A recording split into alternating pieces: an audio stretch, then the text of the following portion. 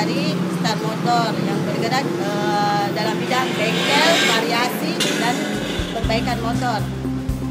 Bengkel ini berdiri dari tahun 2005. Saat ini memperkerjakan 5 mekanik dan alamat bengkel ini Jalan Malengkeri Raya nomor 79.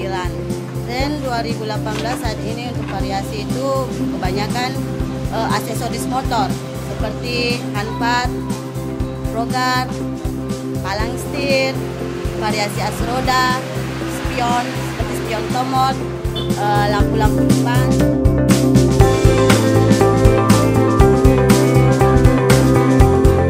Ya kan di sini kita sering dapati kalau motor yang masuk itu banyak karat-karatnya di tangki ya.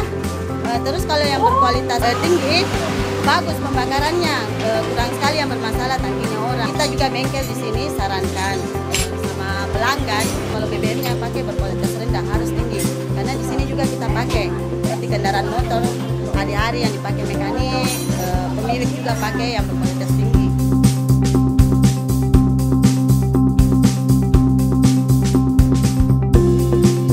Nama saya Yeni, pemilik dari bengkel Star Motor. Saya menyarankan Anda untuk memakai RON 90.